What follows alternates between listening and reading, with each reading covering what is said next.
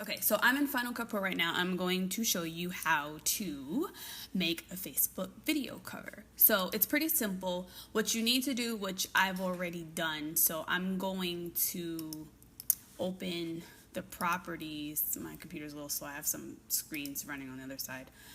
So you want to set the video properties, which is your custom settings. Usually you have, like, if you select 1080p, it'll give you like 1920 by 1080. So my whole point is go custom so that you can input the size that you need, which is 820 by 312. This is the size of the Facebook cover that we normally use for photos, so not too different, or not too much different.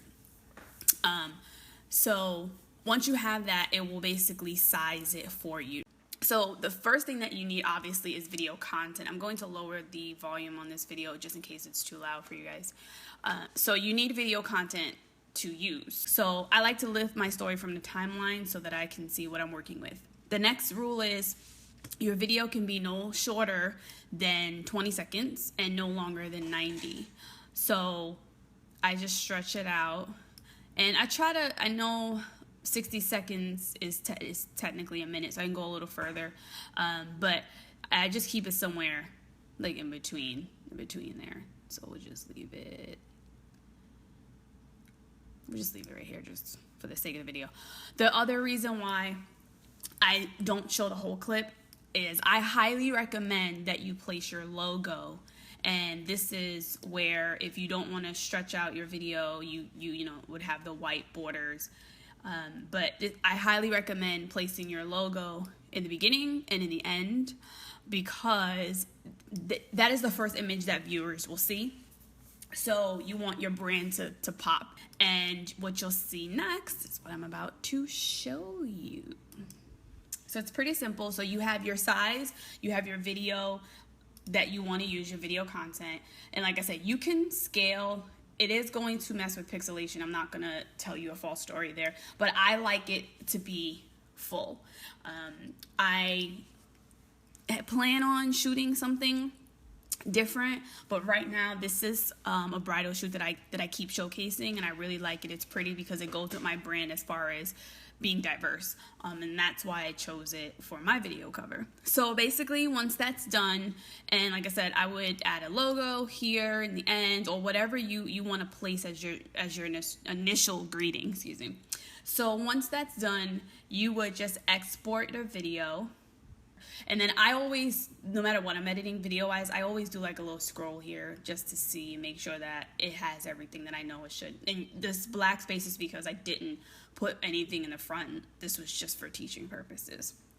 So after I save it, then I place it, in a folder where I can find it. Normally, my recommendation is to send your video to your desktop and label it as what you're using it for, so it's easy for you to remember. And now I have to say, well, what did I name the video, or what did I name that file?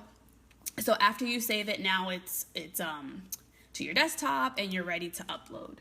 Now you're jumping on Facebook, and you would select the option up top here. You'll see an option that says change cover, but you'll also notice that it goes from camera icon to video icon.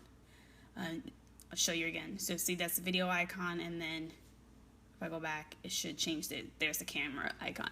So the camera's for photo, video obviously is for video, right? So you would just select where it says upload photo / video. It also gives you the option to choose from video. So I'm going to the video that what it's doing, sorry about that, is it's playing the audio from the different videos that I have.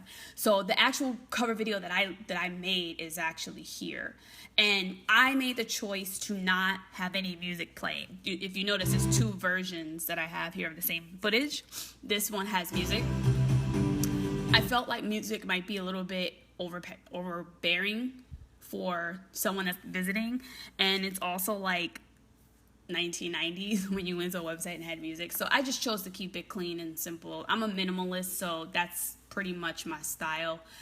So basically you would just select, hit confirm, and it's going to load the video that you're choosing.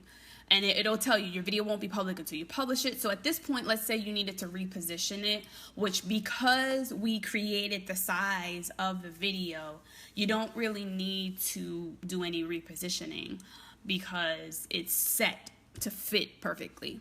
So you would just hit next, and then your video would take some time to load. So I'm going to hit next for the sake of teaching, and then you would hit publish. Now, once you hit publish, it will show you a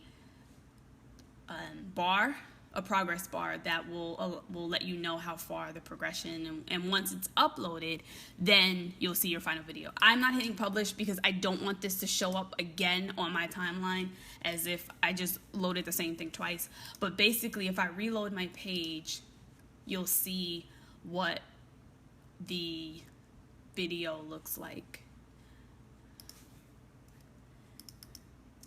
There we go. And you'll see it playing, and it pretty much just loops itself. Now, if the viewer wanted to click the video and see it full screen, they just select there and it will pull up, full screen. And that's pretty much it. It's really that simple. It's a great marketing piece, especially if you do videography.